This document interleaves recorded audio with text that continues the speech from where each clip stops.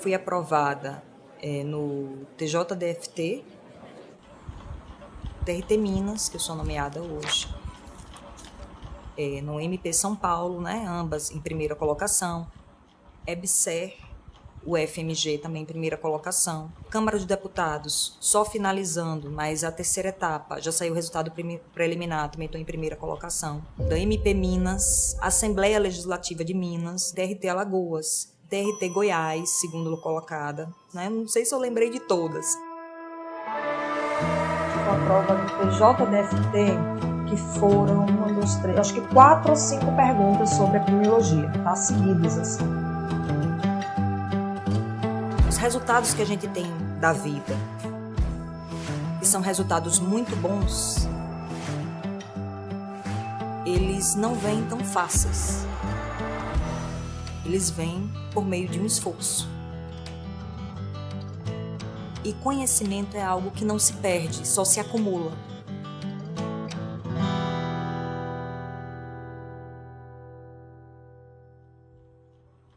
Quando a gente fala de poder executivo, a gente precisa antes trabalhar com alguns conceitos doutrinários, alguns conceitos Meu pai é médico, minha mãe é engenheira civil, né? Então, meu pai é José Olino, né? Minha mãe, engenheira civil, Maria da Glória. E quando você junta um médico com um engenheiro, nasce uma médica do trabalho, que tem tudo a ver, né, com essa parte de saúde e segurança do trabalho. Eu sou aracajuana, né? E aí eu fiz a faculdade de medicina lá em Aracaju, na Universidade Federal do Sergipe. E aí, quando eu concluí a faculdade de medicina, fiquei com algumas dúvidas no que é que eu ia seguir em relação à especialidade. Mas o que mais parecia com o meu jeitinho de ser, porque eu sou muito sistemática, burocrática, então eu acabei me encontrando na medicina do trabalho, porque ela tem esse link com direito, né? E se você reparar bem, eu nem tratei de outro ponto. Então, direito trabalhista, direito previdenciário. Aí eu escolhi a medicina do trabalho. Fui fazer a residência lá na Universidade Federal da Bahia. Eu entrei na faculdade de medicina no ano de 2000. A graduação foi em 2006, né?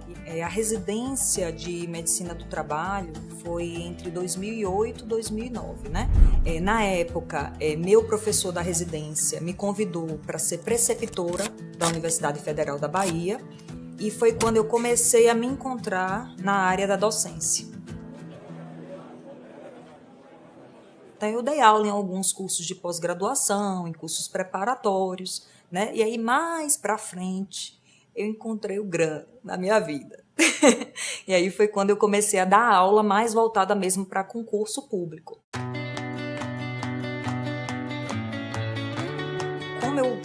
Quando eu entrei no GRAN, percebi que valia a pena por vários motivos. Eu já tinha entrado no grau de amadurecimento profissional, que eu percebi o quanto era bom você ter essa estabilidade no concurso e outros benefícios.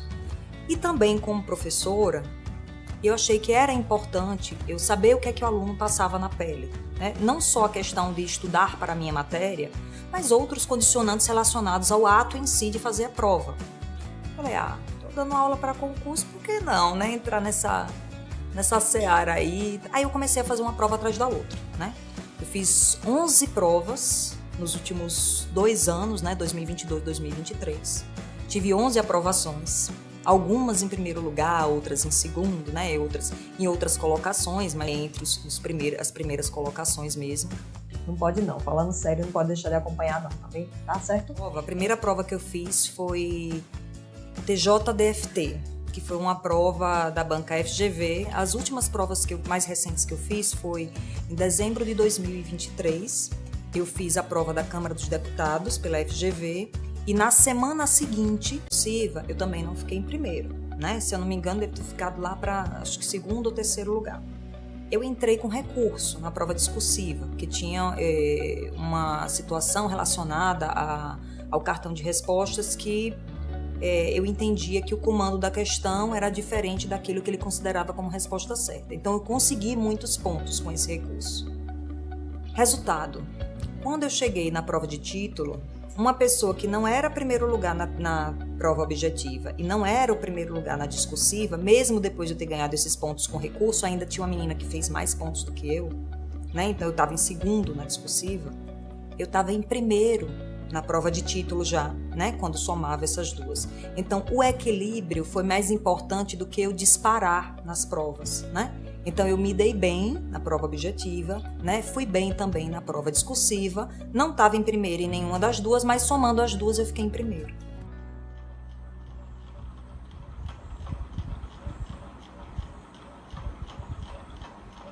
Eu não tinha mestrado e doutorado. Falei, e agora, o que é que eu vou fazer? Vou olhar o que é que tem lá na prova de título, né? O que é que tem lá no edital sobre a prova de título. E aí eu vi que havia algumas pontuações que dava para conseguir, né? Uma delas era a pontuação de pós-graduação. Só que na época eu estava com o projeto de pós-graduação com GRAM. E como o edital foi publicado em tempo suficiente para você conseguir concluir a pós, foi publicado o edital, já comecei a correr atrás de outras etapas. Não era só estudar, você tinha que olhar todas as etapas, porque daí o equilíbrio da coisa. Aí eu falei, vou me inscrever na auditoria, na pós-auditoria do GRAM, porque vai dar tempo, né? Vai daqui para a prova de título, vai dar tempo. Eu tive muito feedback dos alunos falando assim, professora, eu comecei a acertar mais questões de prova por causa da pós. A gente já teve alunos aprovados, né, em concursos depois dessa pós. Né? Então, muitas vezes, você está pensando lá, vou fazer uma pós-graduação, vou perder tempo. Né? Na verdade, você está ganhando tempo, porque ao mesmo tempo que você está fazendo a pós-graduação e você está se qualificando e ganhando um pontinho a mais aí, de repente, na prova de título, você também está chegando mais próximo da aprovação. Aí eu já tive uma aprovação em primeiro lugar também no TRT de Minas, que foi a minha nomeação, de fato, né? Foi o que me tirou de Salvador, que eu tanto amo até hoje.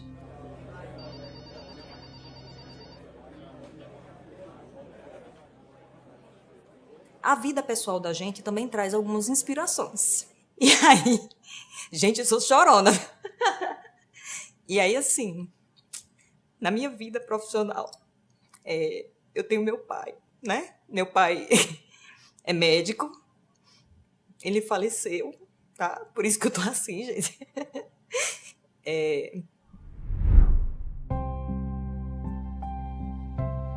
Então, é por isso que eu falo assim, não encontre um estado perfeito na vida para você construir um caminho que vai dar certo lá na frente. Porque as coisas tendem a dar errado ao longo do caminho. O que me motivou a continuar caminhando meu pai não ia querer que eu desistisse, né? Meu pai, se eu passasse, ele era fofoqueiro, ele era o primeiro a espalhar para todo mundo. A minha filha passou em tal lugar, na prova tal. Então eu falava, ele não tá aqui, mas em algum momento ele vai estar fofocando em algum lugar lá em cima. Então não vou deixar esse projeto assim pela metade, né? Então, se você realmente sabe o que você quer da vida, querer é poder e poder é continuar caminhando naquela direção. Cansou? Para um pouquinho, mas não deixe de continuar andando. Quanto mais tempo você continuar nesse caminho, mais breve será aquele sonho alcançado. Eu sou a Fernanda Lima, a Fênix de Saúde e Segurança do Trabalho. Tenho 42 anos, 11 aprovações em concurso, entre eles Câmara dos Deputados, TRT Minas, MP São Paulo. Eu sou GRAM e todo mundo pode.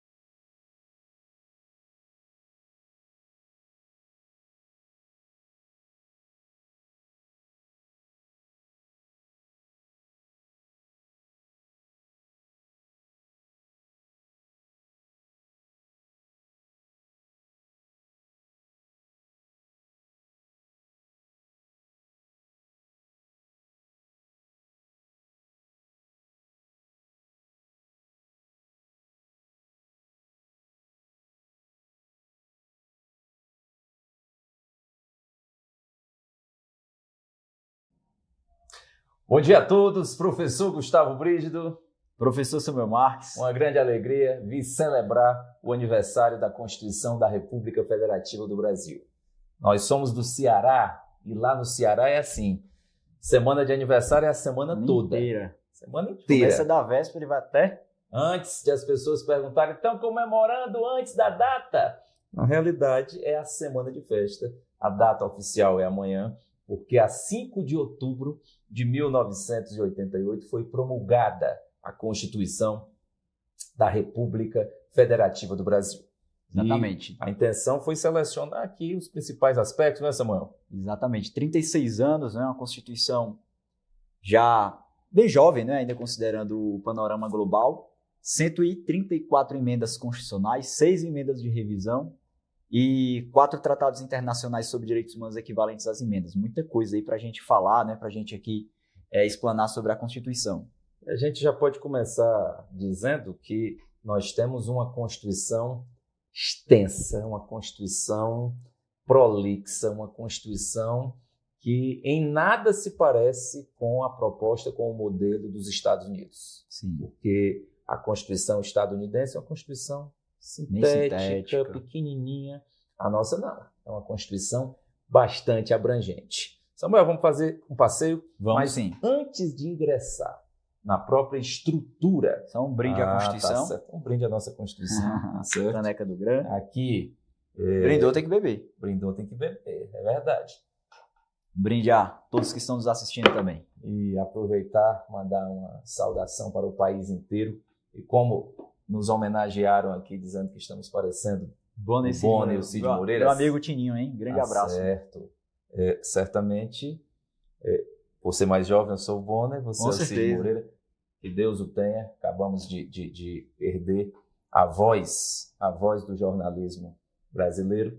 E o traje a caráter é porque a data... Sim. A data sugere. A data é sugestiva, a data pede. Tá certo? Então, queria começar fazendo um passeio histórico pelas nossas constituições até chegar à Constituição de 1988. Bota na tela aí, Samuel, Vamos por aqui. favor, a sequência. Aqui, antes de mais nada, se quiser manter contato conosco depois, está aí o nosso Instagram, @Prof. Samuel Marques, @Gustavo Brígido, tá? Há mais eventos gratuitos aqui no canal do Gran, pode acompanhar por lá. Pronto, beleza. Olha aí, olha a sequência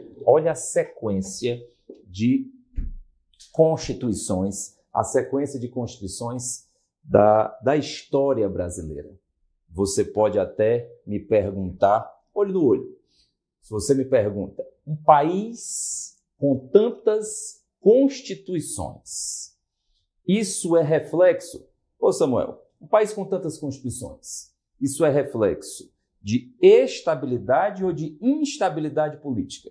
GB, uma Constituição ela pode alterar toda a compreensão jurídica que nós temos. Em face de uma nova Constituição, não há direito adquirido, não há ato jurídico perfeito, não há coisa julgada.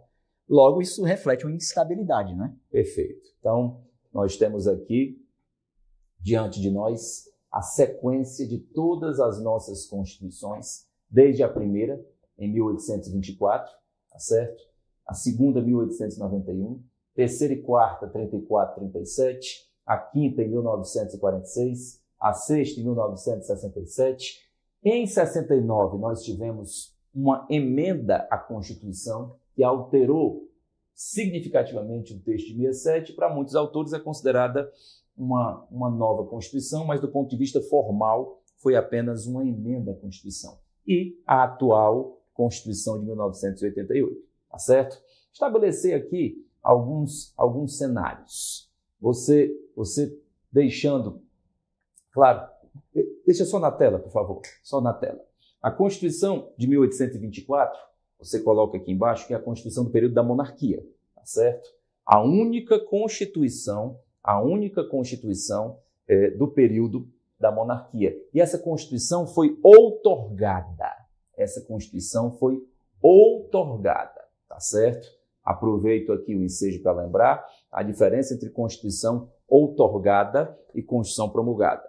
Uma Constituição outorgada é uma Constituição imposta, uma Constituição que não foi objeto de uma participação popular.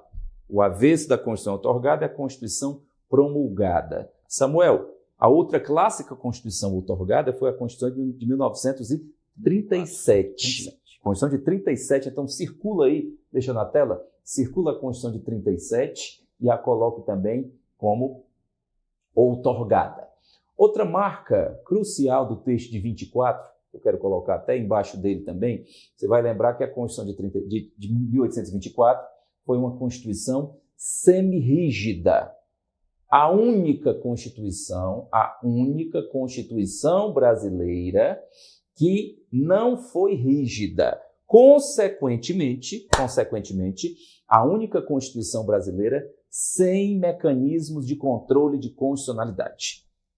A partir de 1891, a partir da primeira Constituição republicana, todas as outras constituições foram constituições rígidas, tá?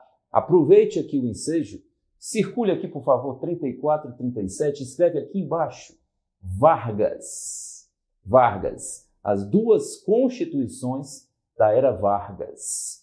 1891, você coloca aqui embaixo, República e Federalismo. Foi promulgada uma Constituição republicana, uma Constituição que trouxe pela primeira vez a forma de Estado federativa e a Constituição, a primeira Constituição laica, tá? A primeira Constituição laica. O que é uma Constituição laica, Samuel? Por favor. Bom, é aquela que não tem uma definição de religião oficial definida pelo Estado, né? Na Constituição de 1824, falava-se de uma liberdade religiosa, porém definia-se ali a compreensão de que a religião oficial na época dos Estados Unidos do Brasil, né? Falava-se ali do Império Brasileiro. Na verdade, a partir de 1891 que se tornou Estados Unidos do Brasil. Mas, enfim, falava-se ali sobre a compreensão de que a religião católica apostólica romana era oficial do Estado brasileiro, trazendo ali uma compreensão de imposição religiosa oficial, né? A Constituição era, portanto, chamada de confessional, a de 1824. Uma Constituição confessional, uma Constituição que trazia, portanto, uma religião oficial. Com o advento da República, eu vou usar até uma expressão muito estudada na história do direito, que é a expressão laicismo, que foi o laicismo, a separação entre a Igreja e o Estado com o advento da Constituição republicana, tá certo? Nós tivemos duas Constituições na era Vargas, a primeira, marcadamente, vou colocar aqui embaixo, direitos trabalhistas, a Constituição de 34, Constituição muito marcante para os direitos trabalhistas, para os direitos sociais, direitos trabalhistas e os direitos sociais. A Constituição de 37, a gente destaca aí a Constituição polaca, a Constituição de influência nazi-fascista, Constituição polaca, tá certo? Faz o seguinte, circula 46 e 88, por favor. Você circula 46, a Constituição, pronto, 46 e 88, vai puxar uma referência, viu, Samuel? Sim. Aqui para baixo coloca redemocratização para as duas. Redemocratização. Tudo bem. Redemocratização. Essa referência à redemocratização é muito importante porque quando a gente pega esse miolo 67 e 69, a gente coloca aqui embaixo regime militar. 67 e 69, 67 e 69, regime militar. Por que isso é importante? Eu preciso deixar evidente essas marcas da redemocratização, porque em 46 houve a redemocratização em face do texto de 37, e em 88 a redemocratização em face do texto de 1967/69. E esse período aqui, esse miolo de 67 e 69, o período em que o Brasil foi um Estado de direito, mas não era um Estado democrático de direito. Porque todo Estado democrático é um Estado de direito, mas nem todo Estado de direito necessariamente é um Estado democrático. Ser um Estado de direito, tá certo, olha aí, ser um Estado de direito, eu concordo, viu, Tininho? Eu concordo. Ser um Estado de direito é um Estado fundamentado em uma ordem legal, mas não necessariamente pautada no regime da democracia. Tá bom? Tranquilo? Esse passeio aqui, muito bacana pelas nossas constituições, e aproveitando para lembrar, Com o advento de uma nova Constituição, o que acontece com a Constituição anterior, Samuel? Revoga-se a Constituição anterior. Né? Revoga-se por completo a Constituição Mas, anterior. GB, e o que acontece com as normas infraconstitucionais anteriores? Elas podem ser reaproveitadas em face de uma nova Constituição? Explica aí sobre esse fenômeno. É assim, com o advento de uma nova Constituição, a Constituição anterior ela é completamente revogada e as normas infraconstitucionais vão ou não ser objeto da chamada teoria da recepção. A recepção que parte de uma premissa essencialmente material, é o conteúdo. Aquelas normas que não forem incompatíveis com o novo texto constitucional, elas vão ser recepcionadas, tá? Elas vão ser recepcionadas. E nós estamos tratando, olha na tela aí, por favor, nós estamos tratando do estudo do poder constituinte. Toda vez que estivermos diante de uma nova Constituição, podemos falar sobre poder constituinte originário. Vamos anotar aqui. Originário, nova Constituição. Originário, portanto, nova Constituição. É muito boa essa lembrança, é muito importante esse destaque pertinente a uma nova Constituição. Portanto, quantas vezes nos deparamos com a manifestação do poder constituinte originário? 7 vezes. Se considerarmos a de 69, 8, mas formalmente 7 manifestações do poder constituinte. 7 manifestações do poder constituinte originário. E o resto, Samuel? O derivado. Poder constituinte derivado é aquele poder que deriva da ordem constitucional originária. Ele pode ser dividido em decorrente, reformador ou revisor e revisor. O decorrente é aquele que decorre do texto constitucional originário, expresso lá no artigo 25 da Constituição, em que autoriza aos estados criarem suas respectivas constituições estaduais. Obviamente, o derivado, né, diferentemente do originário, é limitado, se limita ali à ordem constitucional federal. Além dele, temos o poder constituinte derivado revisor, que é relacionado à compreensão das emendas de revisão. Já foram ali 6 emendas de revisão que já se exauriram da nossa ordem constitucional. E temos também o poder constituinte derivado reformador, aquele que é responsável pela reforma da Constituição por meio das emendas constitucionais. Uma temática bem importante, né, que consagra ali a ideia de rigidez constitucional, que a gente está vendo, né, GB, que tem uma certa questão jurídica, social aí a ser levada em consideração, principalmente pela facilidade de emendas constitucionais atualmente no Brasil, né? Perfeito. Coloca aqui do lado, Samuel, de decorrente, constituições estaduais, só para a turma guardar essa informação. Constituições estaduais. Aí, ao lado do reformador, para a turma guardar com carinho, a gente bota artigo 60 da Constituição. O artigo 60 da Constituição. E o revisor, a gente coloca o artigo 3º do ADCT. O artigo 3º do ADCT. E muita atenção com o poder constituinte difuso.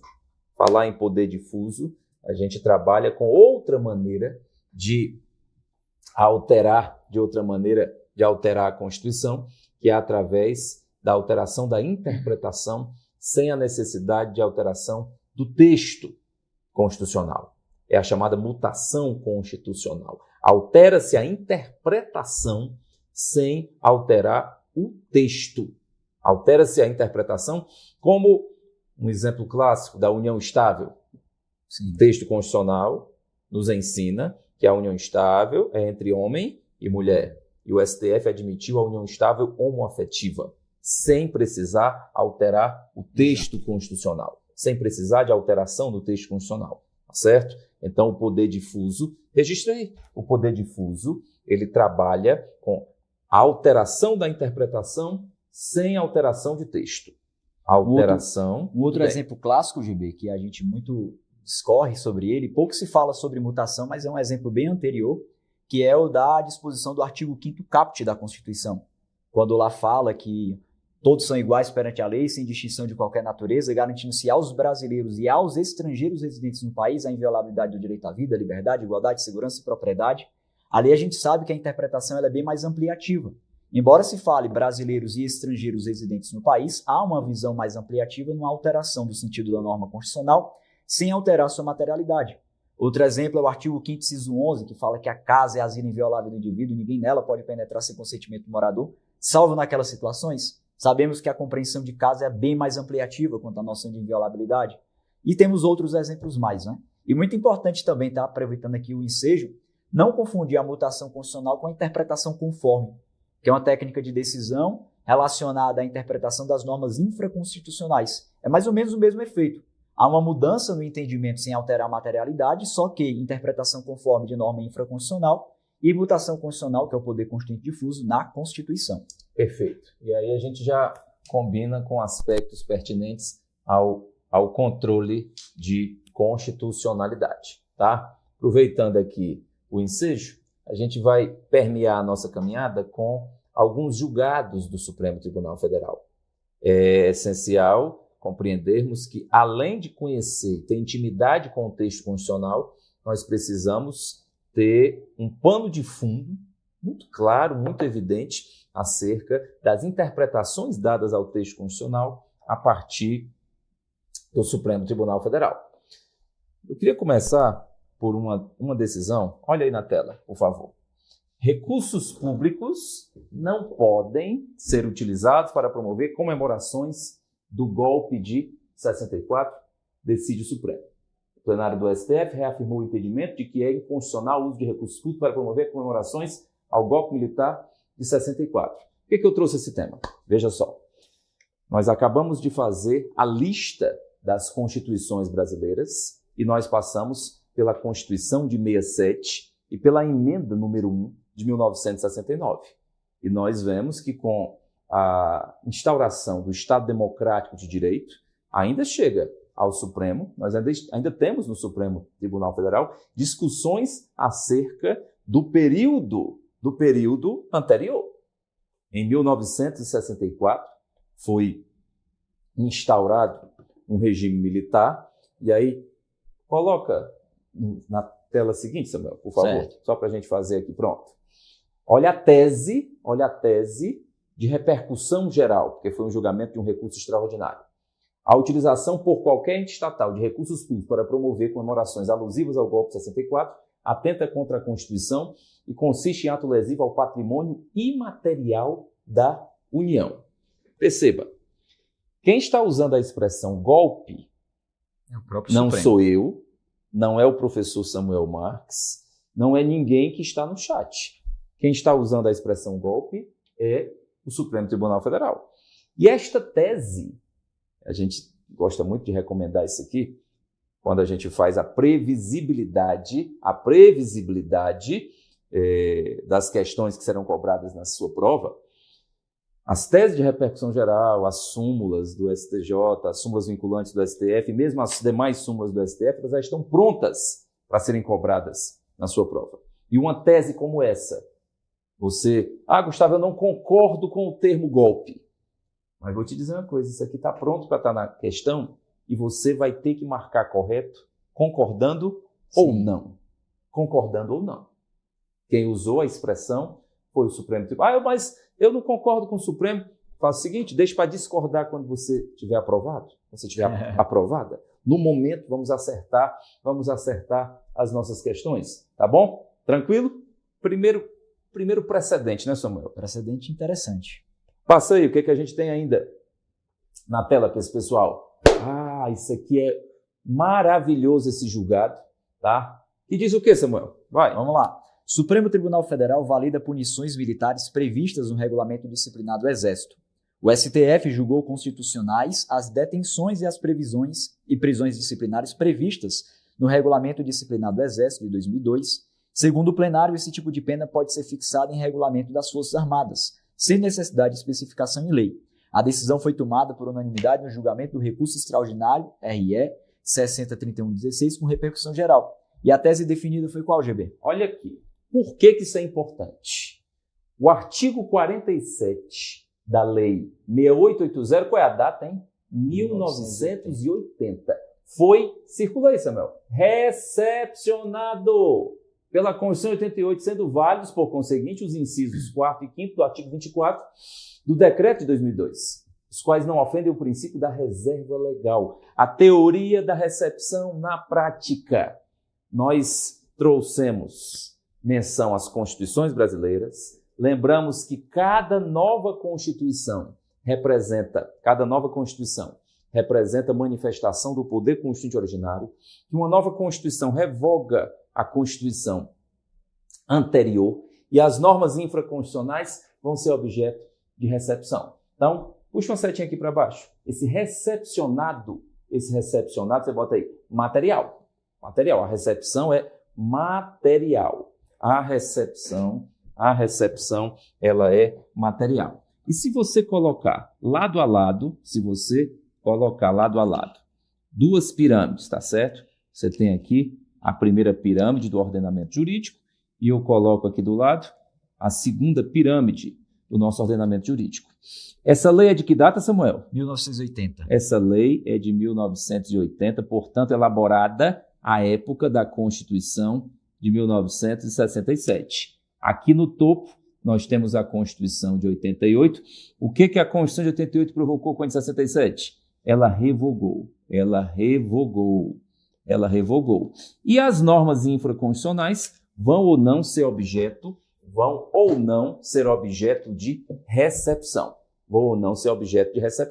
Tá certo? A recepção é exatamente a compatibilidade material ou não com o texto da nova Constituição. A nova Constituição revogou a anterior, as normas infraconstitucionais vão ou não ser objeto de recepção. Sim. Isso é estudar direito constitucional na prática. Estamos vendo o julgado utilizou a recepção e esse parâmetro é muito importante. O que a gente tem em seguida? Só para deixar uma consideração, tá? Quem escreveu agora foi o GB, tá? A letra é bonita dele. Rapaz, que maravilha. Mas volta para cá. Eu tentei forjar toda uma situação, mas não serviu. Caramba, que estrutura bonita é essa? Nós temos a estrutura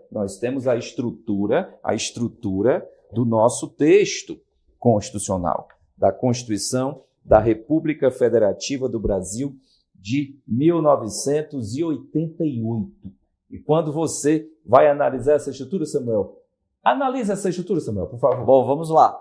A estrutura da nossa Constituição Federal, né, ali falando da norma constitucional originária como um todo, nós temos a compreensão de um preâmbulo, aquele que fala, nós, representantes do povo brasileiro, que inclusive encerra, promulgamos sob a proteção de Deus a seguinte Constituição da República Federativa do Brasil, que, como já sabemos, o Supremo Tribunal Federal já destacou que não tem força normativa, no sentido de que também não é uma norma de reprodução obrigatória.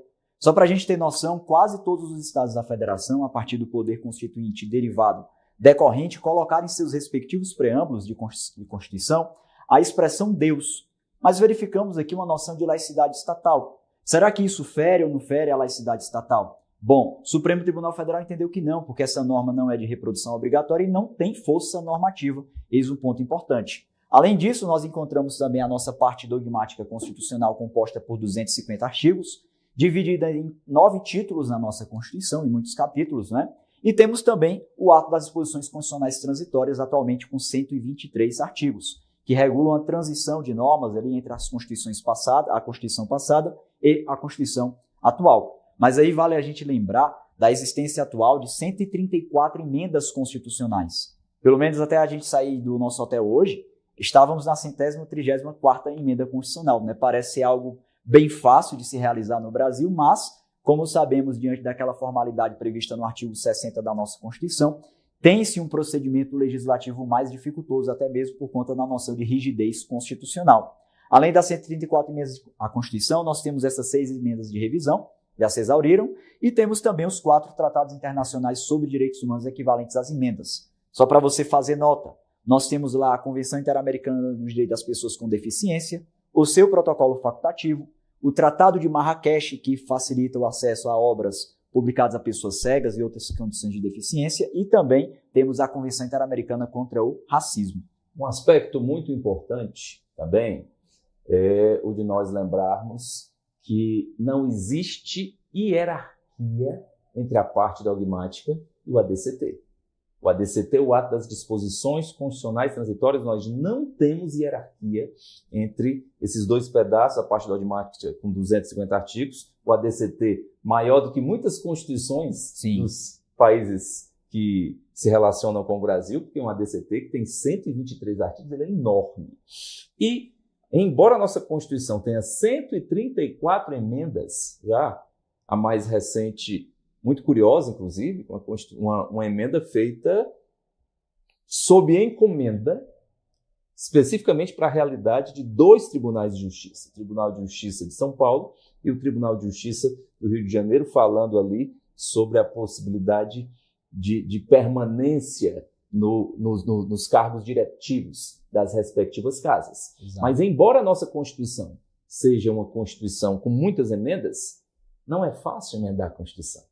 A nossa Constituição ela é rígida, ela é de difícil alteração. Nós precisamos de 3/5, 2 turnos nas 2 casas, tá certo? Uma pergunta muito boa que foi feita ali. A Mara perguntou se o ADCT foram normas recepcionadas. Não, absolutamente. O ADCT ele faz parte da estrutura formal da Constituição. O ato das disposições constitucionais transitórias, vou dar aqui um exemplo. O artigo 11 do ADCT previu que em até 1 ano seriam elaboradas as constituições de cada estado. Entenderam que isso não precisava estar no corpo principal, no corpo dogmático da Constituição, colocaram no artigo 11 do ADCT. O artigo 3º do ADCT fala sobre a revisão constitucional. Ele avisou, daqui a 5 anos haverá uma revisão constitucional, a Constituição poderá ser revisada de uma maneira mais simples, por maioria absoluta, em sessão unicameral. Inclusive, é o único exemplo de sessão unicameral de que se tem registro na história legislativa, pelo menos sob a ótica da Constituição atual. Tá certo? Perfeito. Então, essa estrutura ela tem que ser muito bem contemplada e, ao colocarmos todo esse panorama, nós podemos, inclusive, destacar, você tem aqui esse conjunto todo se chama bloco de constitucionalidade. Não é isso, Samuel? O que é o bloco de constitucionalidade? O bloco de constitucionalidade ele é formado por aquelas normas que são parâmetro para o controle de constitucionalidade. Sabemos que não se encontra somente a Constituição Federal, mas emendas à Constituição, tratados internacionais sobre direitos humanos equivalentes às emendas, 6 emendas de revisão e o ADCT se encontram ali no parâmetro para o controle de constitucionalidade e por isso ocupam o bloco de constitucionalidade. E mais uma vez, eu não encaixei o preâmbulo nessa condição, porque o preâmbulo ele não tem essa força normativa, né? Portanto, não é norma de reprodução obrigatória, e se não for reproduzido obrigatoriamente, obviamente não vai gerar ali uma inconstitucionalidade por tal. É importante essa discussão, e quando nos deparamos, aproveitando aqui o ensejo, quando nos deparamos com a própria estrutura da Constituição, a gente queria tomar a liberdade aqui, quando pensávamos ontem sobre a composição, a estrutura dos temas dessa aula, eu e o Samuel pensamos em sugerir a vocês uma rotina de leitura do texto constitucional. Vocês precisam ganhar intimidade com o texto constitucional. E só se ganha intimidade com a repetição. A repetição ela nos leva à excelência. E aí eu tomei a liberdade de projetar em dias da semana leitura dos mais importantes artigos. Gustavo, você acha que eu vou ficar lendo artigo? Você vai ler até fixar no seu juízo. Porque nós partimos de uma sequência natural de raciocínio que é assim, você memoriza o texto constitucional, aí depois, porque o que tem, só o que tem é gente, Samuel, craque na jurisprudência sem se lembrar do texto constitucional. Essa é uma realidade hoje mesmo. A gente tem que entender que o estudo de literalidade do texto constitucional ele não deixou de ser importante, né? Na verdade, é porque outros estudos passaram a ter importância parecida ou até igual. Se a gente observar um estudo para concurso público hoje em dia, ele tem que ser feito em camadas. E quando eu falo em camadas, não é para colocar um acima do outro. Literalidade do texto constitucional é essencial. Até porque se a gente observar na maioria das questões, dá para a gente resolver só com a literalidade. 70% a 80%. 70% a 80%. Dependendo do concurso, 70% a 80% das questões você resolve apenas com a literalidade do texto constitucional. Exato. Aí, além disso, você reforça com jurisprudência e resolução de questões ali para você fixar todo esse raciocínio. Também costumo bater bastante na questão de resolução de questões, pois é uma forma de a gente repetir bastante. Se a gente observar, muitas vezes pegando ali, por exemplo, princípios fundamentais, que é o primeiro título aqui que o GB vai trazer como meta de leitura para você, as questões sobre princípios fundamentais, independentemente da banca, são tão repetitivas que a gente acaba analisando ali e pensando, olha, eu já resolvi essa questão antes, mas na verdade é outra banca, é uma outra forma de elaboração, porém a cobrança é bem parecida. Costuma ser cobrado bastante a literalidade. Artigo 5º nem se fala, né? E nesse estudo de literalidade, você não é obrigado a decorar, saber do jeito que está escrito, inclusive as vírgulas. Isso não precisa, você precisa se familiarizar. É lembrar que lá na hora da sua prova, as informações elas vão estar escritas. E aí o que você vai fazer é identificar, olha, esse item aqui parece com o que eu li lá na Constituição. Esse item aqui está um pouco diferente. Então, possivelmente é porque aquele item está errado. Então, quando você olha aqui na tela com a gente, nós projetamos em cores, a nossa sugestão de estudo, tá certo? Você observa aqui comigo. De verde, eu vou pontuar. Coloca aqui do lado, Samuel. Segunda-feira. Segunda-feira, eu gostaria de que vocês lessem, na segunda-feira, os princípios fundamentais e os direitos fundamentais. Portanto, do artigo 1º ao artigo 17 da Constituição. Na terça-feira, você parte para a leitura dos artigos inerentes à organização do Estado, tá certo? E ainda na composição da organização do Estado, na quarta-feira, você olha do 37 ao 41, que são os aspectos pertinentes à administração pública na Constituição. Na quinta-feira, você encosta na abertura da organização dos poderes, porque do artigo 44 até o artigo 75, você tem o Poder Legislativo, o processo legislativo e os tribunais de contas, tá certo? Na sexta-feira, você fecha a organização dos poderes com o Poder Executivo e com o Poder Judiciário. No sábado, você traz as funções essenciais à Justiça, aí você complementa aí com Estado de Sítio, Estado de Defesa, Segurança Pública, Forças Armadas. Obviamente que essa divisão ela não está engessada, tá certo? Imagine que o seu edital está aberto, ou você já sabe qual é o conteúdo que vai ser cobrado no seu concurso. Seu concurso só tem os princípios e os direitos fundamentais. Você faz a adaptação. Todo dia é segunda, então. Todo dia é segunda-feira. Exatamente. O seu edital não cobra a parte da segurança pública. Você faz. Isso aqui é uma sugestão. E nós não incluímos assuntos como ordem social, nós não incluímos tópicos muito relevantes, e aí você vai guardar com muita atenção, tá? As adaptações necessárias. Nós não colocamos a parte tributária, nós não colocamos a parte da política urbana. Se o edital trouxer alguma diferença, você faz, né, as necessárias adaptações.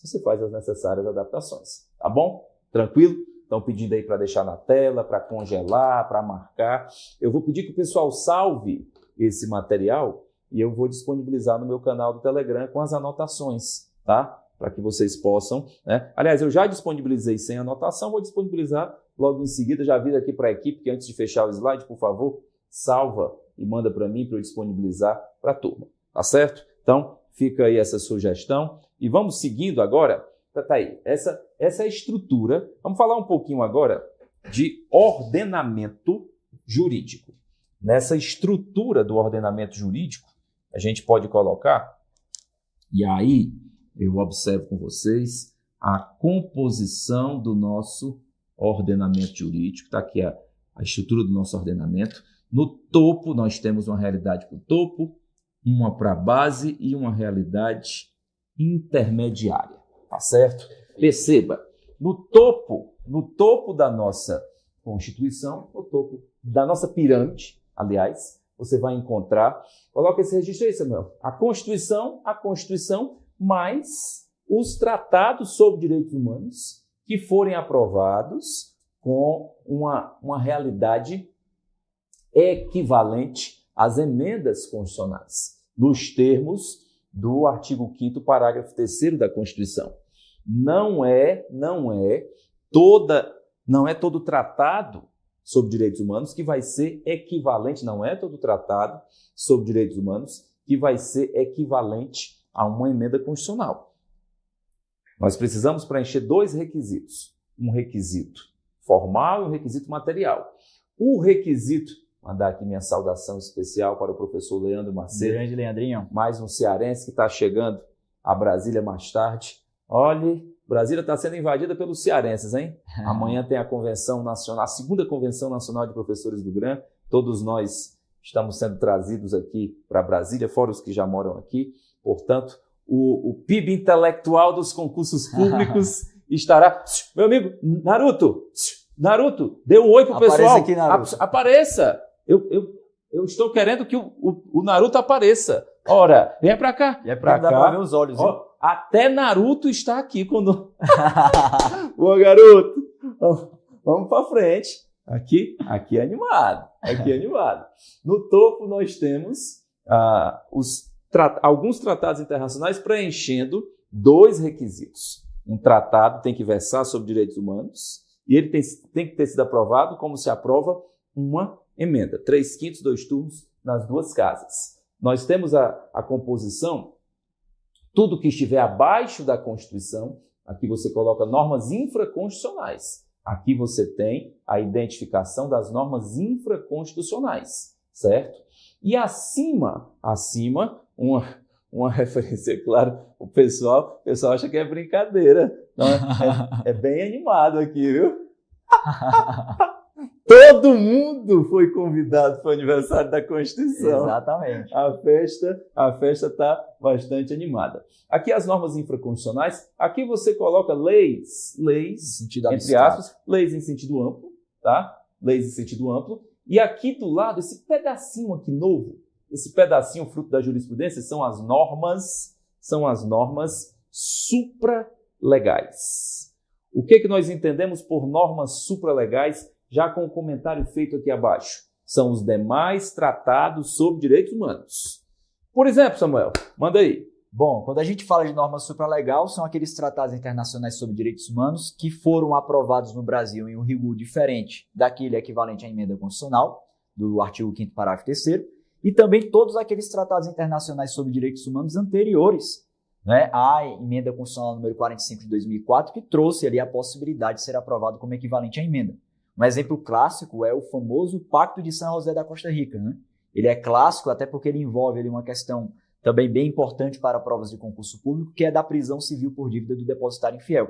É um grande exemplo de norma supralegal. Perfeito. O Pacto de San José da Costa Rica, também chamado de Convenção Americana de Direitos Humanos. A Convenção Americana, o Pacto de San José da Costa Rica. Passa para frente aí, Samuel, que a gente agora vai se dedicar a importantes julgados. Vamos fazer um passeio completo, assim, quando a gente começa a buscar, fazer o filtro, inclusive toda sexta-feira aqui eu já deixo o convite, toda sexta-feira, isso já faz, está caminhando para 3 anos, Samuel. É mesmo? Que legal. Caminhando para 3 anos, toda sexta-feira eu tenho alegria. Hoje nós estamos simultaneamente em 2 canais, no GRAN Jurídico e no GRAN Geral, tá certo? Nós temos que agradecer, e assim, a palavra gratidão é uma palavra que ela tem que nos acompanhar ao longo dessa jornada. Agradecer primeiramente a Deus a oportunidade de ter condições de entregar o nosso conhecimento como uma parcela da caminhada para a aprovação de vocês. E agradecer também à direção do GRAN, a coordenação, a toda a turma que torna possível, tá? E tornou possível aqui, olhando para essa câmera principal, tornou possível juntar 2 nordestinos, 2 cearenses, que acreditam nos seus sonhos, nos seus projetos. Se a gente voltasse aqui, vou nem muito longe, 4 anos atrás, e dissesse, a gente daqui a 4 anos vai estar sentado em Brasília, no principal estúdio, do principal curso online do Brasil, fazendo o aniversário da Constituição, nós... Não dá nem para acreditar, né? Isso ultrapassa os nossos sonhos, mas como eu minimamente comecei a entender, os sonhos de Deus para a nossa vida, eles são muito maiores que os nossos próprios sonhos. Então, deixemos que Deus sonhe conosco. certo? E aproveitando fazer meu jabá também, toda segunda-feira, a partir das 21 horas, lá no canal do Gran Curso Jurídico, nós temos o Desafiando a Constituição, foco em questões. A gente pega simplesmente todo o texto da Constituição e trabalha em questões de concursos jurídicos, GB. A ideia é trazer ali a literalidade, trazer também julgados importantes. E aí fica o convite, tá bom? Segunda-feira, a partir das 21 horas, toda segunda-feira. Então, você já deixa salvo aí, dia de segunda às 21, com o professor Samuel, no YouTube geral? Do Gran Jurídico. Pronto, então é tudo no Gran Jurídico. Tudo no Gran Jurídico. Segunda de noite às 21 e sexta de manhã, às 10 da manhã, o Jurisprudência em Questões Inéditas, certo? De noite com o professor Samuel, de manhã com o professor Gustavo. Começando a semana... Termina a semana com o GB e começa comigo. Pronto, perfeito. Vamos fazer o passeio pelos julgados? Vamos lá, tranquilo. Primeiro julgado... Eita, Samuel, esse primeiro julgado aí deixou a turma que atua no Tribunal do Júri em polvorosa. Malucos com essa novidade. Leia aí, por favor. Vamos lá. Supremo Tribunal Federal fixa tese sobre possibilidade de recorrer de absolvição pelo júri em contrariedade às provas. Na sessão desta quinta-feira, o plenário do Supremo Tribunal Federal fixou tese de repercussão geral no julgamento que reconheceu a possibilidade de recurso contra a decisão do Tribunal do Júri, o famoso júri popular, que absolve réu em contrariedade às provas. A tese fixada no recurso extraordinário, no agravo de recurso extraordinário 12.25.185, deverá ser aplicada a todos os demais processos que tratam do mesmo tema. E a tese definida, GB, foi essa daqui, tá? É cabível o recurso de apelação com base no artigo 593, inciso 3, a linha D do Código de Processo Penal, nas hipóteses em que a decisão do Tribunal do Júri amparada no quesito genérico for considerada pela acusação como manifestamente contrária à prova dos autos. O Tribunal de Apelação não determinará novo júri quando tiver ocorrido a apresentação constante em ata de tese conducente à clemência ao acusado, e esta for acolhida pelos jurados, desde que seja compatível com a Constituição e com os precedentes vinculantes do Supremo Tribunal Federal e com as circunstâncias fáticas apresentadas nos autos. É assim, veja só. Se olharmos especificamente para o texto constitucional, o artigo 5º da Constituição, no inciso 38, nos ensina que, bota na tela aí, é reconhecida a instituição do júri com a organização que lhe der a lei, assegurados. Nós temos 4 alíneas que consolidam, solidificam, cristalizam as características do júri. Uma delas, a linha C, coloca em destaque a linha C, a soberania dos vereditos. O que é que acabaram de fazer? Acabaram de relativizar esta soberania. Exato. Relativizaram essa soberania. E agora, está aí a importância de você se manter atualizado. Você conhece o texto constitucional. Bacana. Quais são as 4 características cruciais do júri? Aqui tem que ser assegurada a plenitude da defesa, o sigilo das votações, a soberania dos vereditos, a competência para o julgamento dos crimes dolosos contra a vida. Mas olhando especificamente para a soberania dos vereditos, o Supremo Tribunal Federal acaba por relativizar, por flexibilizar tal garantia. Não é isso, Samuel? Exatamente. Se a gente observar, soberania dos veredictos, né, ela corresponde simplesmente a uma decisão final dos jurados. O veredicto é a decisão final. Há ali um julgamento em que cada um vai determinar se é culpado ou inocente. E a soberania dos veredictos ela vem conferindo aquela condição que o Supremo Tribunal Federal já entendia, que a condenação no Tribunal do Júri já poderia importar na execução da pena ali, né? No caso, na restrição da liberdade de locomoção do indivíduo a ser ali prevista. Enfim, a soberania dos veredictos era entendida também na condição de clemência, porém o Supremo Tribunal Federal ele trouxe essa relativização, falando que se houver contrariedade às provas indicadas ali, é possível então recorrer, né, para reanalisar aquilo para um órgão superior. Você pode até perguntar, como é que isso vai ser cobrado? Volta para a tese aí, Samuel. Como é que isso vai ser cobrado na nossa prova? Cobrado na nossa prova vai ser tal qual a tese foi definida. Vamos estar aqui, volta para o texto, por favor. Aqui a tese. É cabível recurso de apelação menciona aqui o artigo 593, inciso 3º, a linha D do CPP, nas hipóteses em que a decisão do tribunal do júri, amparada em quesito, olha aqui, quesito genérico, for considerada pela acusação como manifestamente contrária à prova dos autos. E lá vem, o tribunal não determinará novo júri quando tiver ocorrido a apresentação constante em ata de tese conducente à clemência do acusado, e esta for acolhida pelos jurados, desde que seja compatível com a Constituição e com os precedentes vinculantes do STF e com as circunstâncias fáticas apresentadas nos autos. Gustavo, me diga uma coisa, o que você acha disso? Pouco importa.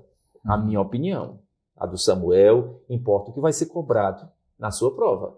Nós mostramos o texto constitucional, nós mostramos a mais recente interpretação, de modo que a gente consiga seguir adiante para o próximo julgado. Isso Vamos aqui lá, também é interessante. tranquilo? Se tiver alguém que estuda para as carreiras de segurança pública aí, esse próximo julgado é valiosíssimo.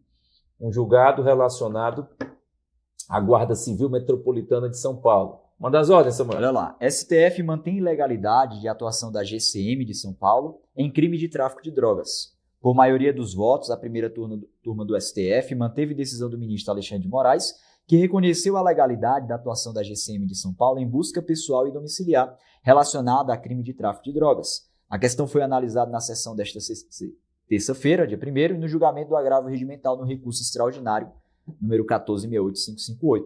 A tese ainda não foi publicada, eu não consegui colocar ainda nesse nosso material. Mas aí vale a pena a gente destacar essas compreensões relacionadas à Guarda Municipal e o seu contexto, né?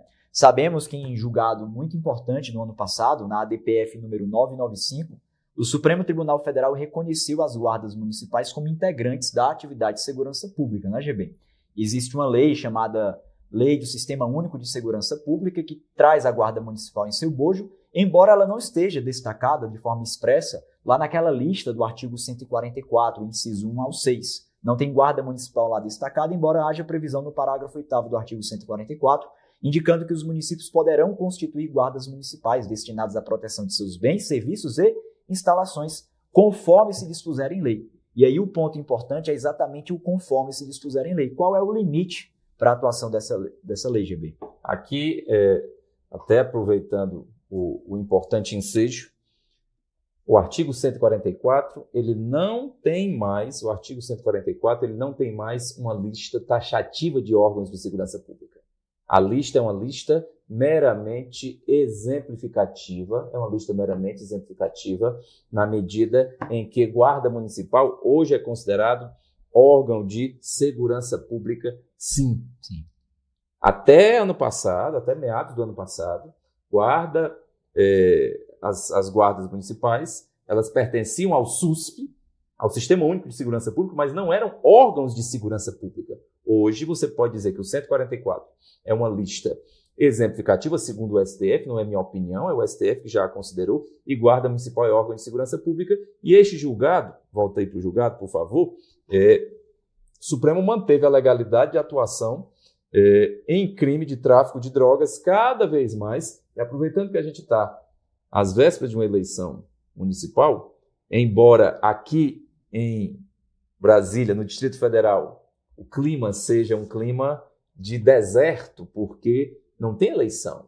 Até senti falta de uma propaganda política aqui. Não tem nada aqui. Por que não tem nada? Porque o Distrito Federal não se divide em municípios. Como o Distrito Federal não se divide em municípios, nós não temos eleições aqui a cada 2 anos. Eleição aqui a cada 4 anos. Não tem município, aqui não tem prefeito, aqui não tem vereador. Então, como eu tocava nesse tema, muitos dos candidatos a prefeitos pelo país afora, a nossa cidade de Fortaleza, todos falam em usar cada vez mais a Guarda Municipal para aperfeiçoar os mecanismos de segurança pública. Isso é praticamente irreversível. Tá certo? Vamos para mais um julgado? Segue aqui comigo, por favor. Que julgado bacana. Isso é bacana demais. STF define critérios para a concessão judicial de medicamentos não incorporados ao SUS. O direito à saúde, ele é um direito social. O direito à saúde é um direito fundamental, a gente deixa aí essa previsão, uma previsão muito rica, é um direito fundamental de segunda geração ou dimensão. Olha o artigo 6º da Constituição, por favor. Você tem aí o direito à saúde e é um direito positivo, com espelho no artigo 196, que já compõe lá a ordem social. Quando você identifica a trilogia, quando você se depara com a trilogia da Seguridade Social, o que é a Seguridade Social? Ela é a composição da paz, paz com S, né? A previdência, a assistência e a saúde. A saúde é um direito fundamental de segunda dimensão. A saúde, e ser de segunda e ser um direito positivo, exige que o Estado tenha uma postura atuante, um Estado implementador de políticas públicas. Um Estado implementador de políticas públicas, tá certo? O próprio artigo 196, como você tem aí na tela, a saúde é direito de todos e dever do Estado. Sendo dever do Estado, fica muito evidente essa previsão do papel do Estado como instrumento de implementação de políticas públicas. Ô, Samuel, me diz uma coisa. Isso tem alguma relação com recente súmula tem demais. Inclusive, esse julgado que a gente trouxe aqui do recurso extraordinário, ele está relacionado à súmula vinculante. A súmula vinculante número 61, inclusive vem aqui comigo para a tela, por favor. Em que o Supremo Tribunal Federal definiu que a concessão judicial de medicamento registrado na Anvisa, mas não incorporado às listas de dispensação do Sistema Único de Saúde, deve observar as teses firmadas no julgamento do tema 6 da repercussão geral, RE 5666-471. Bom, a gente visualiza aqui que a súmula vinculante, ela trouxe esses regramentos aqui em caráter vinculante para a concessão, né, de judicial de medicamentos não incorporados ao SUS. E trouxe aqui uma série de requisitos que deverão ser ali considerados pela súmula vinculante, que, como você deve saber, súmula vinculante é uma jurisprudência. Eu até costumo dizer que é uma jurisprudência qualificada, porque ela tem um papel ali de vincular, como nós sabemos, embora, e por conta da alteração no Código de Processo Civil, praticamente hoje as jurisprudências do Supremo Tribunal Federal, principalmente aquelas definidas em recurso extraordinário com repercussão geral, já tem esse caráter vinculante na sua atuação, mas a súmula vinculante, ela vincula também a administração pública, direta e indireta, seja da União, dos Estados, do Distrito Federal ou dos municípios, e a gente verifica que nessa súmula vinculante ali, caracterizou-se esse papel de vincular.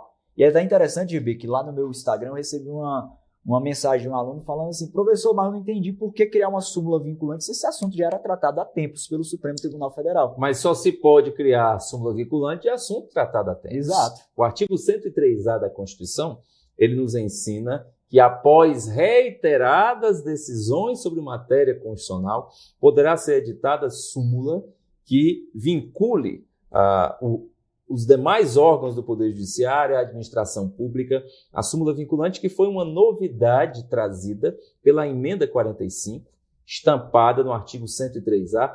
Gustavo, então seria uma súmula vinculante a jurisprudência das jurisprudências? Sim, ela deixa de ser apenas uma recomendação, porque uma jurisprudência ela é um precedente, é uma recomendação para os demais tribunais. Ela passa a vincular, ela passa a ser uma determinação. Então você tem que conectar a súmula vinculante 61 ao julgado que acabamos de mencionar, tá certo? Ao precedente do recurso extraordinário. Acelera, Samuel, porque vamos em frente. Nosso tempo está quase esgotado. Essa daqui é interessante. Que julgado esse aqui. Supremo assegura a participação igualitária de mulheres em concurso para PM de Minas Gerais. Aqui é o seguinte, sob o fundamento do princípio, aliás, do direito fundamental à igualdade que se divide em igualdade formal, igualdade material. A igualdade material é o respeito às diferenças, é a isonomia. Não se admite mais diferença em concursos de polícia militar e bombeiro militar. Esse foi o exemplo de Minas Gerais. Nós tivemos isso em relação ao nosso estado do Ceará, nós tivemos em relação ao estado de Goiás. Gibi, só uma dúvida. Eu vi ali que a decisão foi numa ação direta de inconstitucionalidade. O Supremo Tribunal Federal foi lá e decidiu pela inconstitucionalidade dessa cota, né, ali de participação, um percentual abaixo da classificação do percentual indicado. Aliás, para não os tem homens. mais cota, né? Não tem mais cotas, agora é uma ideia igualitária, né? Mas a pergunta é, se essa decisão do Supremo Tribunal Federal ela não for, porque a gente percebe que muitos estados eles não estão respeitando essa decisão. Se ela não for respeitada, o que é que se pode fazer nessa condição? Rapaz, isso aqui, você levantou, tivesse combinado, tinha dado tão certo, você levantou para eu cortar. Porque o artigo 103A, parágrafo 3º, ele prevê o manejo de uma ação constitucional, de uma ação chamada de reclamação constitucional. Eu aproveito até para lembrar, alguns meses atrás, eu fui procurado por candidatas da Polícia Militar e dos Bombeiros Militares de Goiás, relatando que o governo do estado de Goiás estava descumprindo decisão do Supremo em controle de constitucionalidade, e aí eu, professor Gustavo Brijo, no caso, na versão advogado, doutor Gustavo Brijo, eu ajuizei a reclamação 66554, Goiás, essa reclamação de relatoria do ministro Fux, aqui o advogado, esse que vos fala, o reclamado, o governador do estado de Goiás, e nós conseguimos a decisão liminar, que foi recentemente confirmada. Eu tenho a alegria de guardar no meu coração a decisão relacionada ao estado de Goiás. Então, as meninas de Goiás, elas não têm mais distinção, isso se estendendo para o país inteiro. Então, julgado também importante, não só de Minas, como de Goiás, como de qualquer entidade, qualquer ente da nossa federação. Tá certo? Tranquilo? Mais uma convidada para o aniversário da Constituição. Vamos lá, passa aí, Samuel. O que a gente tem ainda de julgado de referência? Isso aqui é muito importante, Samuel. Em clima de eleição no país inteiro, o Supremo confirma o entendimento do TSE sobre inelegibilidade de prefeito que teve contas rejeitadas. O plenário do STF decidiu que apenas gestores cujas contas foram rejeitadas por tribunais de contas sem condenação a ressarcir os cofres públicos podem se candidatar em eleições. Vamos lá, é o seguinte. Estudo dos direitos políticos, nós temos direitos políticos positivos e direitos políticos negativos. São direitos políticos positivos, o sufrágio universal, a elegibilidade e a listabilidade. São direitos políticos negativos, a perda, a suspensão e os casos de inelegibilidade. Pessoal, por favor, a inelegibilidade, ela pode ser absoluta, a inelegibilidade pode ser relativa. Quem são os inelegíveis de forma absoluta, Samuel? Os inelegíveis de forma absoluta são aqueles indicados no artigo 14, parágrafo 4º da Constituição.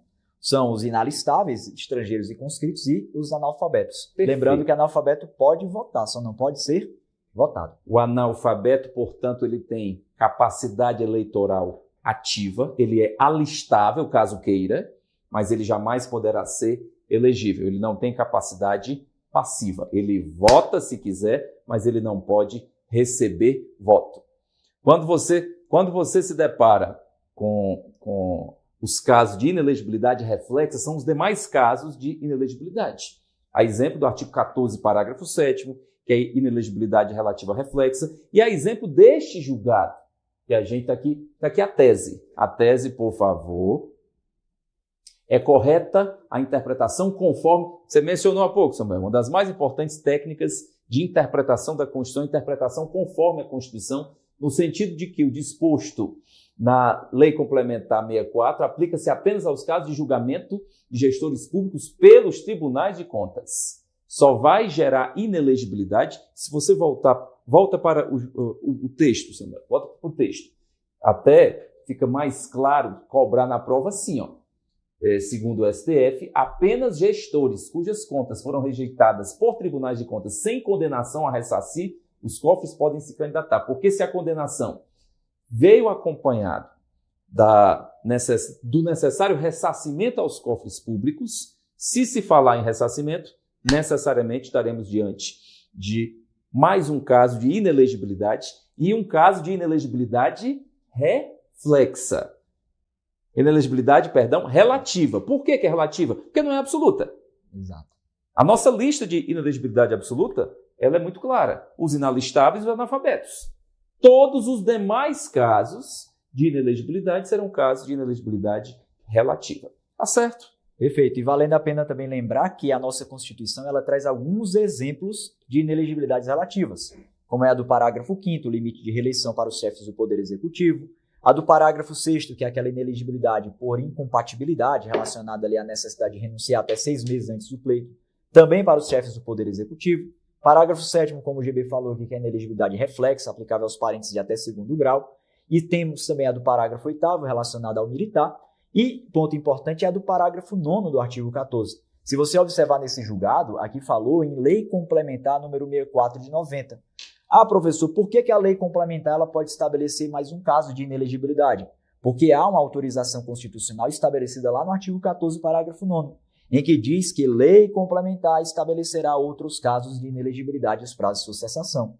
Assim, então, a gente percebe que essa lei complementar ela tem amparo na Constituição, ela vem ali para regulamentar tal dispositivo, e valendo lembrar aqui que a famosa Lei Complementar número 135 de 2010, a famosa Lei da Ficha Limpa, ela alterou as regras da Lei Complementar número 164, que se aplica nessa condição de inelegibilidades para cá, tá bom? São inelegibilidades relativas que estão além do texto constitucional por autorização da própria Constituição. Perfeito. Só pode ser por outros casos de inelegibilidade. Isso aí é até um exemplo de reserva legal. Reserva legal. Outros casos de inelegibilidade necessariamente previstos através de lei complementar. Tá certo? Mais um julgado marcante deste ano. STF define limites da retroatividade dos acordos de não persecução penal. Está se preparando para concursos que envolvem a área de segurança pública, sobretudo, essa tese do ANPP. Vai direto para a tese, Samuel, por favor, para a gente ganhar tempo. Tá? Você traz aqui a referência muito clara aqui prevista. Manda ver, Samuel, por favor. Nos processos penais em andamento, na data da proclamação, vou voltar aqui rapidinho.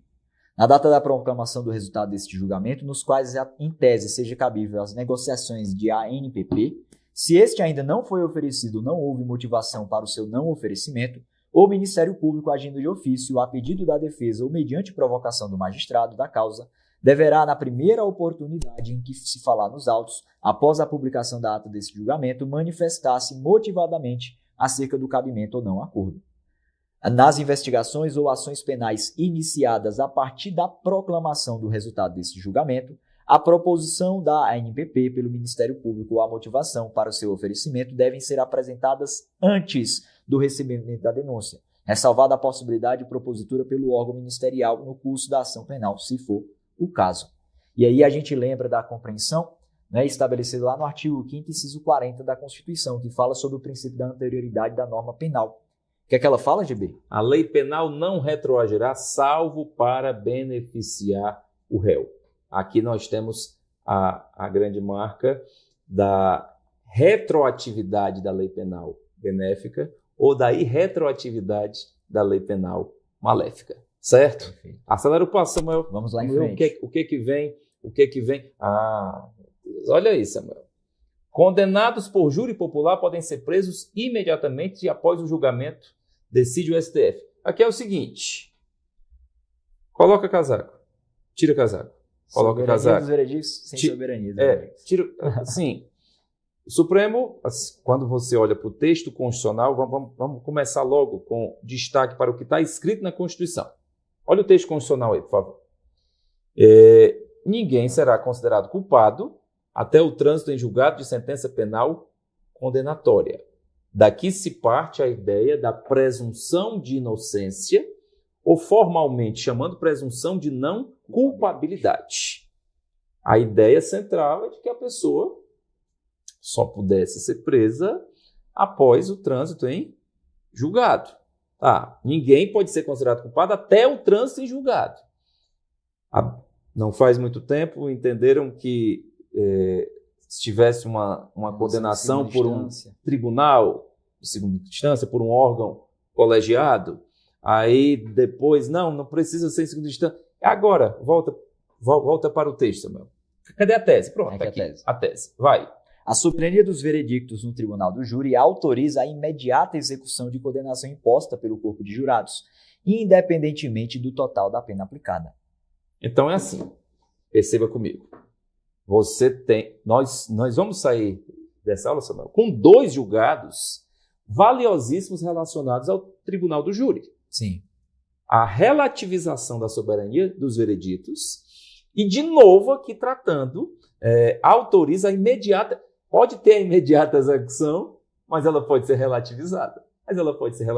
Então, o tema tribunal do júri, as aulas de direito constitucional não podem mais ser as mesmas. Não podem mais, tem cheirinho de prova esse Passou aqui pelo tema do tribunal do júri, nós estamos diante de uma abordagem muito clara. Samuel, mais um julgado.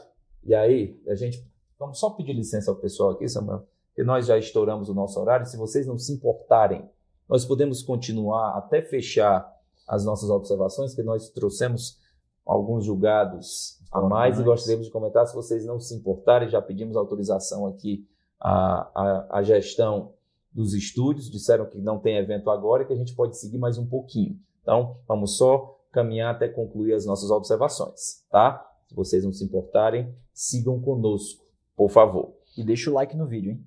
Tô vendo aqui que tem mais gente assistindo do que like. Olha o julgado. Vamos lá. Supremo valida o que, Samuel? Reserva de vagas da administração pública do DF para pessoas com mais de 40 anos. O plenário do Supremo Tribunal Federal validou lei que garante 5% das vagas da administração pública do DF e 10% das vagas de mão de obra terceirizada a pessoas com mais de 40 anos. A decisão unânime foi tomada no julgamento da ação direta de constitucionalidade 482 na sessão virtual, concluída nesse dia 30 de agosto. Então, eu queria aproveitar para observar o seguinte. Cota, Samuel. Tem cota para tudo. E aqui no DF, tão bom comentar isso aqui no Distrito Federal, aqui no Distrito Federal, a lei do DF foi considerada constitucional, uma lei que estabelece cota para os 40 mais. Eu tenho muita curiosidade de saber como é ter mais de 40 anos, certo? Quando eu tiver, Samuel, eu te conto como é. Tá longe, hein? Longe. O GB tem a idade da Constituição. Porém, coitado, é mais emendado do que a Constituição. Eu sou contemporâneo à Constituição, mas eu não sei quem tem mais emenda. Turma, cota etária. Cota etária. Eu até fiz um vídeo, coloquei lá no meu feed no Instagram, falando sobre cotas etárias e certamente quem tem mais de 40, eu tenho mais de 40, embora não pareça. Olha a juventude. É muita emenda constitucional rapaz, aí, meu irmão. Rapaz, eu vou até ficar totalmente arrumadinho aqui. É excelente previsão da cota. Nós temos tantas cotas. Essa é uma cota. Talvez, Samuel, uma das únicas cotas que todo mundo vai se inserir. É verdade. Se Deus permitir atingir essa idade, tá certo?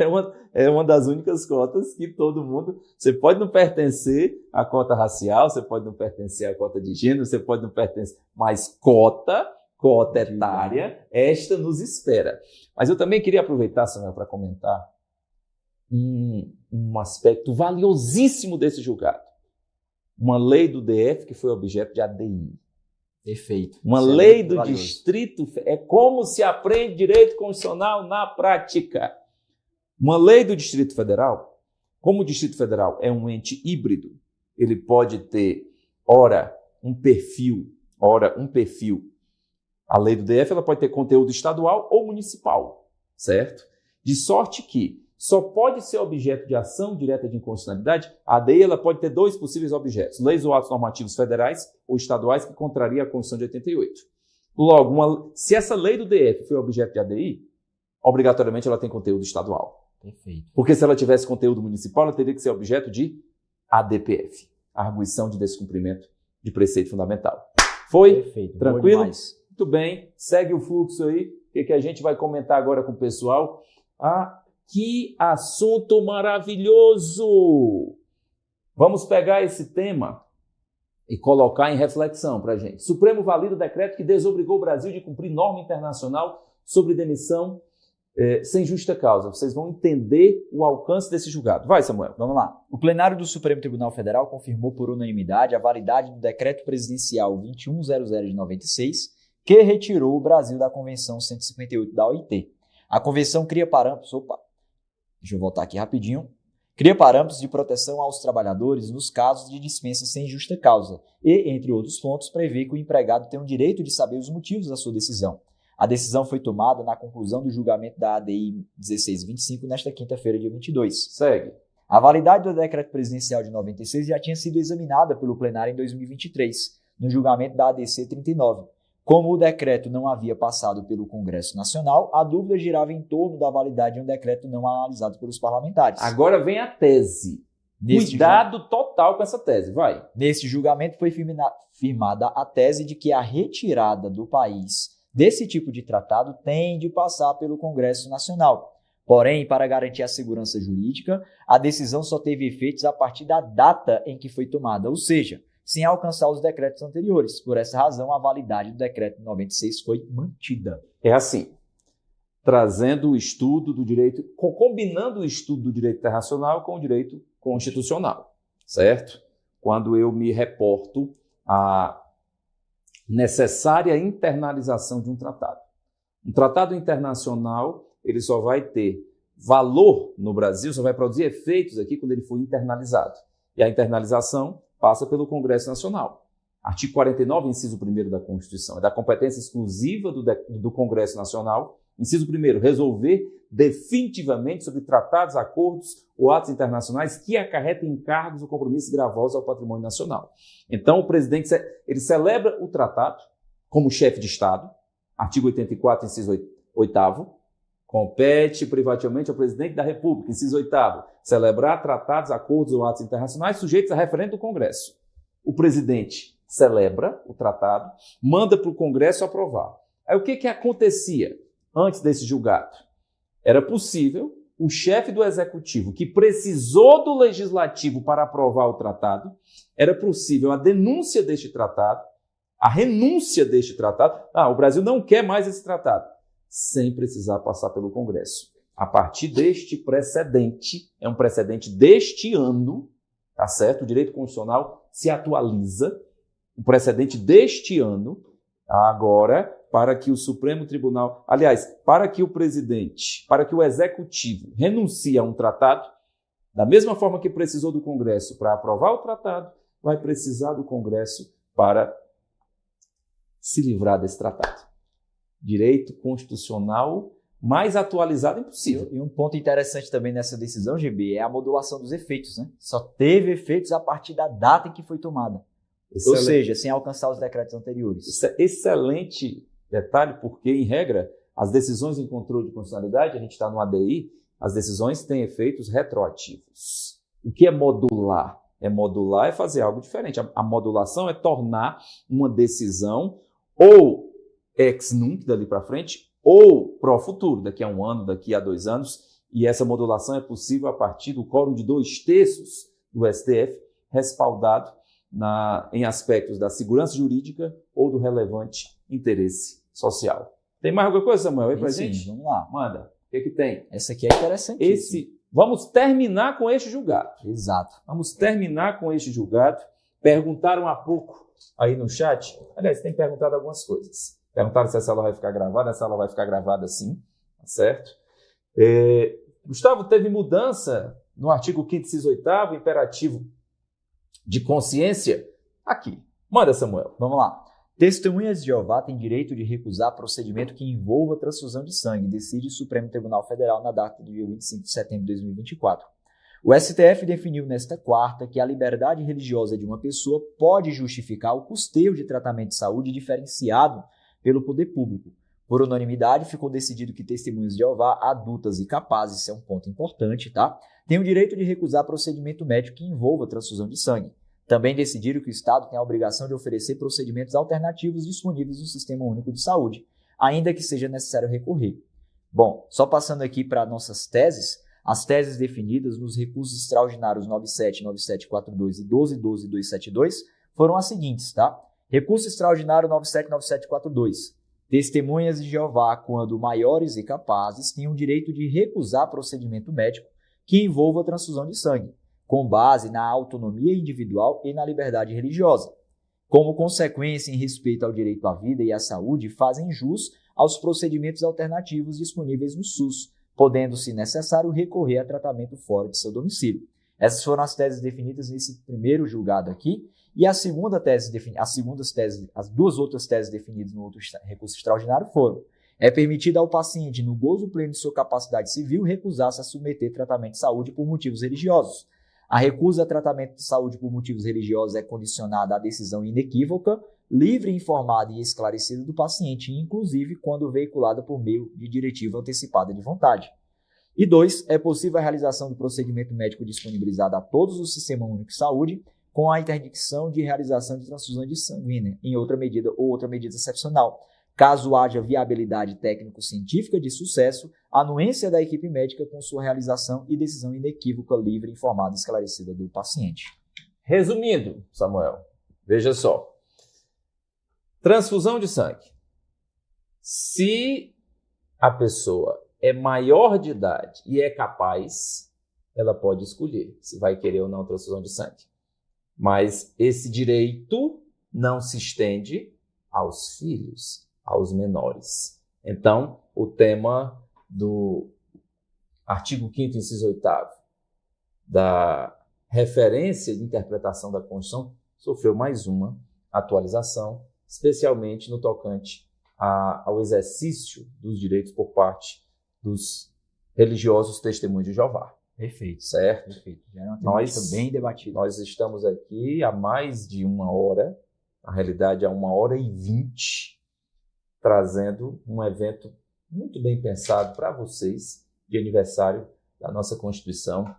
Mais uma vez aqui, agradecer a parceria, a gentileza do professor Samuel é uma honra estar aqui comigo. Uma alegria, eu que testemunho a caminhada deste jovem, vi bem mais jovem, o tempo já se abateu sobre ele. Foi? Essa barba não tinha essa barba, era um menino. Isso aqui conheci... é o kit galã feio. Tá certo. Eu conheci com bem menos idade, mas sempre um talento e que se projeta pelas telas do GRAM para o Brasil inteiro. Então, muito feliz em estar ao seu lado eu aqui. Eu tenho que dizer a honra de estar aqui ao seu lado, você que foi meu professor de muitos no Brasil inteiro aí, é uma grande honra estar aqui do seu lado. Pessoa que testemunhou a Constituinte de 1934. Para você ver, né? Como é que o tempo é generoso comigo. Conhece tudo de 88, então Tá certo. Que alegria. E a gente aqui se despede de vocês. O ano a gente já está quase caminhando para a reta final de ano. É impressionante, né? É incrível. Reta final de ano. No brau. Reta final de ano nessa jornada. E eu queria deixar para vocês um pedido muito especial de permanência, de continuidade, de perseverança. Se a hora da sua aprovação não chegou ainda, tenha calma, mantenha-se fazendo o dever de casa. Que alguns de vocês pensam, o tempo de Deus se cumpre para todo mundo. Para todo mundo. Só não se cumpre para mim, vai se cumprir para cada um de vocês. Não desistam, porque isso aqui eu uso para mim, tá? Sempre que eu desisto, eu boicoto os planos de Deus na minha vida. Perseverem, permaneçam e não se esqueçam de que Deus não escolhe os capacitados, Ele capacita os escolhidos. E vamos pensar em outros eventos, hein, Samuel? Vamos sim. Bacana? Só começando. Uma alegria. Forte abraço, pessoal. Valeu, pessoal. Abraço.